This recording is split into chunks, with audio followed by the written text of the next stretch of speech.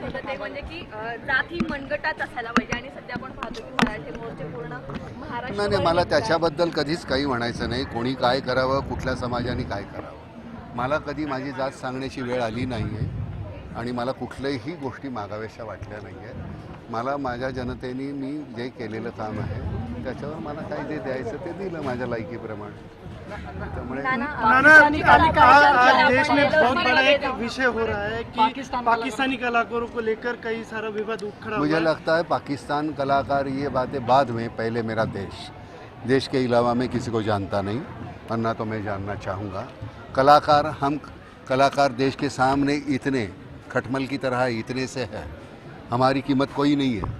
पहले देश के बाद अगर कोई कुछ है तो फिर बाद में बात करो। लेकिन बॉलीवुड इस बारे में बटा हुआ है। बॉलीवुड जो सेना क्या के कहता होगा साथ- ना, मुझे क्या जान। मैं सेना में था, मैंने 2.5 साल वहाँ गुजारे हैं, तो मुझे मालूम है सबसे हमारे बड़े हीरो कौन हैं। ये हमारे जो जवान हैं, इनसे बड़े कोई हीरो हो नहीं सकते दुनिया में, समझे ना।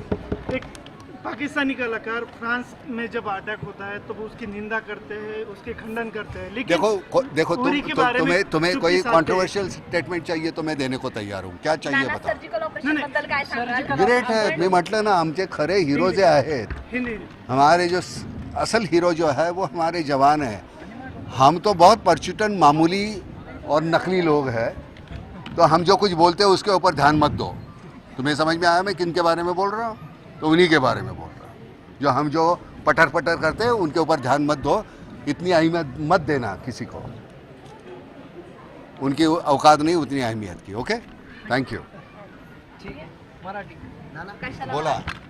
that Pakistani actors is abusing a lot of people. What do you think about it? कौन? पाकिस्तानी कलाकारों के बारे में जो क्या? अबूज हो रहा है उसके बारे में क्या कहेंगे? मैंने कह दिया ना, मुझे जो कहना था मैं कह दिया। मुझे लगता है कि हम कलाकार देश के आगे कुछ नहीं है, हमारी कीमत ज़ीरो है। हमारे असली हीरो हमारे जवान हैं और उनके प्रति हमारे दिल में, अगर किसी के दिल में आदर नहीं है तो उनका आदर हम नहीं करेंगे। सर, अनेक कलाकार मुंबईत येतात, अल्टिमेटम दिलं जातं त्यांना, अशा पद्धतीने योग्य वाटतं? काय ते 48 तासात मुंबई सोडायची वगैरे असं कोण सांगितलं जातं. कोणाला? मनसे कह रही है कि पाकिस्तानी पाकिस्तानी कलाकारों को चुन चुन के मारेंगी सेट पे जाके अगर वो देश नहीं छोड़ते तो। अशा पद्धतीने अल्टिमेटम दिलं जातं. मला असं वाटतं हे सरकारचं काम आहे, सरकार करेल ना। म्हणजे चुन के मारेंगे वगैरे काय हे नाही, मला नाही बरं वाटत चुन के मारेंगे, पण त्यांना काम देऊ नये या मताचा आहे मी आता या क्षणाला तरी। आता काम देऊ नये त्यांना, कारण काय आहे सरते शेवटी तुम्ही दोन्ही गोष्टी जर म्हणत असाल, कला वेगळी आणि असं नाही आहे। ज्यावेळी देश येतो त्यावेळी देश पाहिला, मग कला वगैरे ह्या गोष्टी सगळ्यात शेवटी। पाकिस्तानी कलाकारों को इस समय काम देना उचित है क्या? किसको? पाकिस्तानी कलाकार मुझे लगता है कि ये पॉलिटिकल मामला है, वो हमको, हमारे जो पॉलिटिशियन है उसको सुलझाएंगे।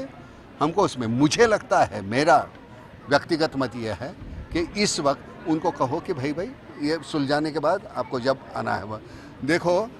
बॉर्डर पे हमारे जो उनकी तरफ से जो जवान हैं हमारी तरफ से तैनात होते हैं, जब जंग नहीं छेड़ी हुई होती है तब वो एक दूसरे के साथ भाईचारे का व्यवहार होता है, लेकिन जब जंग छेड़ी जाती है तो एक दूसरे पे गोली मारते हैं। तो ये वो पर्सनल तो दुश्मन है नहीं ना वो, लेकिन ये हमारा पॉलिटिकल डिसीजन है, तो उसकी वजह से ये करना पड़ता है तो करना पड़ता है, और उसमें अगर कोई गलत है तो बताओ।